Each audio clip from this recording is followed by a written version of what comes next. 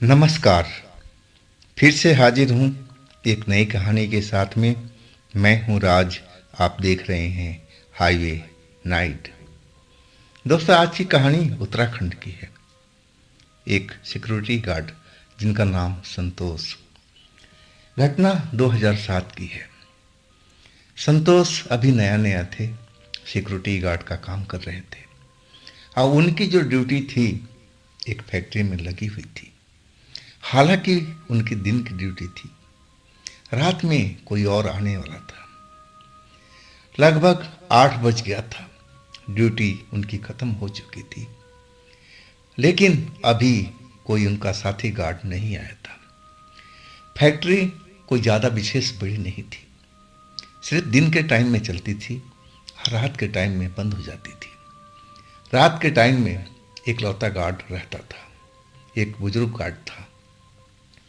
अब संतोष इंतजार करने लगे कि गार्ड आए, गार्ड आए। और तब तक जो मौसम था खराब हो चुका था। बारिश होने लगी, बिजली कड़कने लगी। अब देखते देखते घंटा से ऊपर व्यतीत हो चुका था, लेकिन वो नाइट का गार्ड उनके पास नहीं आया। अब समझ गए कि अब इतनी खराब मौसम में गार्ड भला कैसे आएगा। अब तो उनको रात भी ड्यूटी करनी पड़ेगी। लेकिन इस फैक्ट्री में कभी भी वो रात में रुके नहीं थे। हालांकि उनको ज़्यादा दिन इस फैक्ट्री में नहीं हुआ था, करीब करीब महीना भर हुआ था। और तब से वो दिन की ड्यूटी करते थे। अब हालात ऐसा हो चुका था कि फैक्ट्री क्या नौकरी थी, गार्ड की नौकरी थी, छोड़ करके जा भी नहीं सकते थे। अब बारिश का जो बेग था और बढ़ता गया, तूफानी हवा चलने लगी। आखिरकार रात 10 बज गया, तब जा कर के थोड़ा मौसम का रंग बदला। बारिश जो थी अब थोड़ा धीमी रफ्तार से गिर रही थी, लेकिन पड़ रही थी। अब उनके पास में जो खाना पीना था वो तो दिन में ही खा चुके थे। अब बरसात के टाइम में जो रोड था, ढाबा था, कुछ दूरी पर था। अब समझ गए थे कि अब तो रात गुजारनी ही पड़ेगी। इससे बेहतर है कि खाली पेट ना रह करके कुछ खा लिया जाए। फैक्ट्री तो तालाबंदी था, मेन गेट का चाबी उनके पास था। और गेट पर ताला लगा करके पैदल ही वो बारिश में हल्की फुल्की जो बारिश गिर रही थी और उसमें बचते बचाते उस ढाबा पर पहुंचे। खाना पैक करवाया और जल्दी से अपने ड्यूटी पर आ गए। तब तक वो भीग भी चुके थे। अपने कपड़े जो शर्ट वगैरह था उतार कर केबिन में खूंटी पर टांग दिया, पंखा चला दिया ताकि वो सूख जाए। और तब तक वो सोचे कि चलो थोड़ा सा हाथ पैर धो लिया, फ्रेश हो जाए, और फिर रोटी खाते हैं। और रोटी वोटी सब केबिन में छोड़ करके अब चले गए बाथरूम साइड में। बाथरूम से जब फ्रेश होकर के आए, अब सोचा कि चलो अब आराम से रोटी खाते हैं। लेकिन रोटी तो वहाँ थी ही नहीं। जो पैकेट था वो तो एकदम गायब हो चुका था। आप जो संतोष थे इधर उधर देखने लगे, अपने दिमाग को सोचने लगे, अरे मैंने तो रोटी यहीं पे ले आकर रखा था केबिन में, इसी टेबल पर रखा हुआ था, और रोटी कहाँ चला गया।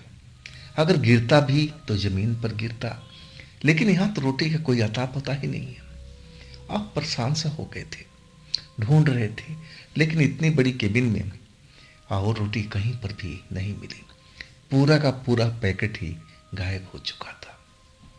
अब उनके पास और पैसे भी नहीं थे कि दोबारा जा कर के वो रोटी ढाबा से ले आ सके। अब रात भी ज़्यादा हो चुकी थी। ढाबा जो था शायद अब बंद भी होने वाला था कि जब गए थे रोटी लेने, तभी कई सब्जियां अब ख़त्म सी हो गई थी। दुकानदार बोल रहा था कि जल्दी जल्दी सामान से फेंटो, अब तो खाना ख़त्म ही हो गया है। अब समझ गए थे कि सारी रात उनको भूखे रहनी पड़ेगी। अब उनके पास कोई रास्ता नहीं था। और जो गार्ड था रात वाला वो तो आया नहीं। अब तो समझ गए थे कि उसके साथ कोई न कोई कारण होगा, शायद तबीयत खराब हो या कुछ और भी हो सकता है। अब तो हमें रुकना ही पड़ेगा। अब अपना ड्यूटी करने लगे, भूखे पेट थे। अब उस जगह पर नए थे, रात के लिए तो बिल्कुल अजनबी थे और फैक्ट्री के बारे में कुछ विशेष जानकारी नहीं थी। अब रात घर आते जाते ही थी, रात का 12 बज गया। अब कुर्सी पर बैठे हुए थे, नींद तो बिल्कुल नहीं आ रही थी। पंखा चल रहा था, उससे राहत मिल रही थी। कपड़ा अब धीरे धीरे सूख चुका था, लेकिन वो कपड़ा पहने नहीं, अभी आराम से बैठे हुए थे बनियान में ही। और तभी फैक्ट्री के अंदर से जैसे जोर से आवाज़ आई और समझे कि शायद कोई चोर उचक्का तो नहीं घुस आया।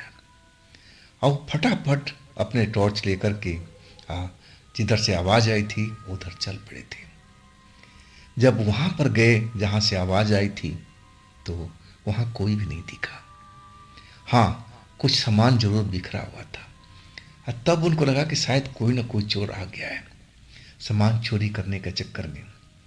आप उधर आजू बाजू में हर तरफ टॉर्च की रोशनी करके देखने लगे, लेकिन कोई भी वहाँ पर दिखाई नहीं दिया। अब इसमें थोड़ा टाइम जरूर लगा, लेकिन जब कोई नहीं मिला तो फिर आकर के केबिन में अपने सीट पर बैठ गए। आज जैसे ही सीट पर बैठ रहे, जहाँ उन्होंने शर्ट टांगा था तो क्या देख रहे हैं, शर्ट जमीन पर गिरा हुआ है और उसके तो चिथड़े हुए हैं। लग रहा है कि कोई बेदर्दी से आकर के जानवर शर्ट को पूरी तरह से फाड़ दिया है।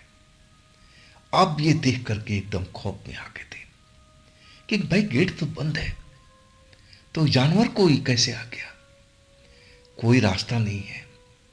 आइए, उनके साथ दूसरी घटना, ये घटना तो पहले हो चुकी थी। जो कोई सामान जैसे लुढ़का हुआ था उसकी आवाज़ सुन के गए थे, और दूसरी घटना इनके केबिन में हो गई। उनका शर्ट का बहुत बुरा हाल हो चुका था। अब वो सोच में पड़ गए कि भाई अब क्या होगा, ये कौन हो सकता है। लेकिन सोचे कि चलो अब रात किसी तरह से निकाला जाए, अब सुबह जो इंचार्ज आएगा तब बात करेंगे। और वो कुर्सी पर बैठ गए और भूखे पेट तो थे ही, नींद नहीं आ रही थी, लेकिन झपकी जरूर आ गई। दिन भर खड़े खड़े थक गए थे और थकावट की वजह से अब उनको नींद आ गई थी। और जैसे ही नींद आई, ऐसा लगा कि जैसे उनके गाल पर कोई जोर से तमाचा मारा हो। अब इतना तेज दर्द हुआ कि बर्दाश्त से बाहर था। फट से अपनी आंखें खोला कि आखिर उनके साथ ये हुआ क्या, किसने उनको थप्पड़ मारा। और जैसे ही आंख खोला तो क्या देख रहे हैं कि एक बुजुर्ग औरत जो सफेद कपड़ों में थी, बाल सफेद सफेद, केबिन के गेट पर खड़ी अपनी लाल लाल आंखों से संतोष की तरफ घूरी जा रही है। ऐसी आंखों से अंगारे निकल रहे हो। अब संतोष की जो सिट्टी पिट्टी गुम हो चुकी थी, इतना डर चुके थे, पूरा शरीर कांपने लगा। आप जब उसके पैरों की तरफ देखे तो उसके पैर तो जमीन पर थे ही नहीं, जैसे वो हवा में उड़ रही हो। अब संतोष बजरंग बली की गुहार लगाने लगे। वो जानते थे कि ऐसे टाइम में, ऐसे वक्त में हनुमान चालीसा को जरूर पढ़ना चाहिए। और वो हनुमान चालीसा का पाठ करने लगे, बजरंग बली को गुहार लगाने लगे। और जैसे ही हनुमान चालीसा पढ़ना शुरू किया, डर के मारे अच्छी तरह से तो आवाज़ नहीं निकल रही थी, लेकिन मन में ज़रूर वो अच्छी तरह से पढ़ रहे थे। अब फिर जैसे ही आवाज़ निकलना शुरू हुई, वो औरत एकदम हवा में कहीं गायब हो गई थी। अब फिर दूर एक किसी चीज़ के गिरने की आवाज़ आई। अब फिर एक औरत की हंसी की आवाज़ सुनाई दी। अब फिर शांति सी हो गई थी। अब संतोष को अब समझ में आ गया था कि उनकी रोटी किसने खाया, उनकी शर्ट को किसने चिथड़े किए, और वो जो गिरने की आवाज़ आई थी, जो सामान गिरा था, उसको कौन गिराया था। अब वो बुरी तरह से जान चुके थे, समझ चुके थे कि ये सब उसी औरत का काम है जो कि एक चुड़ैल है और सब कुछ उसी का किया धरा है। लेकिन फैक्ट्री की जिम्मेवारी थी, फैक्ट्री छोड़ के भाग नहीं सकते थे, लेकिन इन्होंने इतना ज़रूर किया कि गेट खोल करके गेट के बाहर आ गए थे। और गेट के सामने दूसरी फैक्ट्री थी जिसके अंदर में दूसरे चौकीदार रहते थे, और उनको आवाज़ दे दिया। और चौकीदार निकल के आए आवाज़ सुन करके। अब देखा इनकी हालत, तो ये तो बनियान में थे और शर्ट कहाँ है, बाल बिखरे हुए, चेहरा पीलापन लिए हुए, पीला पड़ा हुआ पूरा शरीर। वो पूछने लगे, भाई तुम्हारे साथ में क्या हो गया, ऐसा हालत तुमने कैसे बना लिया। और तब वो रोने लगे कि भाई मेरे साथ में ऐसे ऐसे कहानी हुई है। अब चौकीदार जानते थे कि उस जगह पर भूतिया घटना होती है, उनको कुछ जानकारी जरूर थी। और कहने लगे, भाई रात में तो यहाँ दूसरा चौकीदार आता था, तो आज नहीं आया क्या। वो बोलने लगे, नहीं आज नहीं आया, मैं तो दिन की नौकरी करता हूँ। अब मुझे ज़्यादा दिन नहीं हुआ इस जगह पर, मुश्किल से महीना दिन हुआ है, और आज मैं पहली बार रात में उसके ना आने से मुझे रुकना पड़ा। अब मेरे साथ में ऐसी ऐसी घटना हो गई, मेरी जान तो बड़ी मुश्किल से बची। अगर मैं हनुमान चालीसा का पाठ नहीं करता तो औरत शायद वो मुझे मार भी सकती थी। अब वो जो पड़ोसी चौकीदार थे कहने लगे कि भाई वो जो बुजुर्ग चौकीदार हैं, सिक्योरिटी गार्ड हैं, वो ना जाने कैसे ड्यूटी करते हैं उस जगह पर। इस फैक्ट्री के बारे में तो ये मशहूर है, मैं थोड़ा बहुत जरूर सुना हूँ कि रात में यहाँ आत्माएं भटकती रहती है, और इसलिए रात को ये फैक्ट्री चलती नहीं है, बंद रहती है, सिर्फ दिन दिन में ही काम होता है। लेकिन वो चौकीदार कैसे उसमें ड्यूटी करता है हमने आज तक जान नहीं पाया। वो आता है और गेट बंद ही रहता है, वो कमरे के अंदर ही होता है, केबिन के अंदर, कभी हमने बाहर निकलते हुए नहीं देखा। तो जरूर उसके पास कोई ना कोई उसका तोड़ होगा, वो उस चुड़ैल से लड़ने का, वो कोई जानकार होगा, कोई उसके पास गंदा तबीज होगी। और तभी तो रात की नौकरी बड़ी आराम से करता है, कोई उसको डर नहीं, और उसके साथ कोई घटना भी नहीं घटी। अब जो संतोष से समझ गए थे कि वो चौकीदार जो रात की पाली में आता है और वो सिर्फ रात का ही ड्यूटी करता है, तो उसको भला ये चुड़ैल क्यों नहीं दबोचती, क्यों नहीं उसको नुकसान पहुंचाती। जरूर उसके पास कोई गंदा ताबीज जरूर होगा जो चुड़ैल से बचाव करता है। अब सारी रात उन्हीं चौकीदारों के पास में उन्होंने गुजारा। सुबह जब इंचार्ज आ गया 7 बजे के आसपास, तब वो सारा घटना जब वो इंचार्ज को बताई, और इंचार्ज उसकी बात सुन करके हंसने लगा। वो विश्वास ही नहीं कर पा रहा था कि इस फैक्ट्री में ऐसा भी होता है। वो भी नया नया ही था, उसको भी आए करीब 3 महीना हुआ था। और वो कहने लगा कि भाई ऐसा कुछ नहीं है, तुम्हारे साथ में किसी ने मजाक किया होगा, कोई जानवर तुम्हारा खाना खा गया होगा, कपड़े फाड़ गया होगा, और तुम जब झपकी लिए होगे ना, तो वो सपने में वो तुम्हें कोई चुड़ैल दिखाई देगी होगी। ऐसा इस फैक्ट्री में तो हमने आज तक नहीं सुना है। लेकिन जब उन बगल वाले चौकीदार का हवाला दिया कि भाई ऐसे ऐसे उन्होंने बताया है, तब भी वो विश्वास नहीं कर लिया। अब संतोष को समझ में आ गया था कि भाई इस फैक्ट्री से अपनी जान बचाया जाए।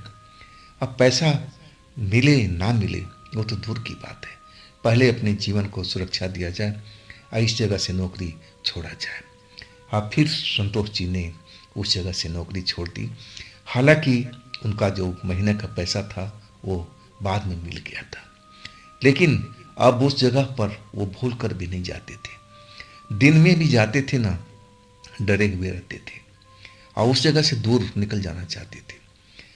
कई बार उनकी इच्छा हुई कि उस चौकीदार से जो रात वाला है जाके मिले और उससे पूछे कि क्या आपको वो चुड़ैल दिखाई नहीं देती, क्या आपको तंग नहीं करती, आप अपना बचाव कैसे करते हैं। लेकिन कभी भी आमना सामना नहीं हुआ। आप फिर तो उस जगह से बिल्कुल कतराने लगे, जाने से बचने लगे। तो दोस्तों, ये थी आज की कहानी संतोष जी का। और अगर आपके पास भी ऐसी कोई घटना है जो आप मुझे बताना चाहते हैं, तो आप मुझे इंस्टाग्राम पर या मेरे व्हाट्सएप नंबर पर आप भेज सकते हैं। दोस्तों, ये भी चैनल आप ही का है, तो इसको भी अपना प्यार दीजिए ना, लाइक कीजिए, सब्सक्राइब कीजिए, शेयर कीजिए। और फिर हम मिलते हैं कल एक नई घटना, एक नई कहानी में। आप लोग अपना ख्याल रखिएगा। नमस्कार।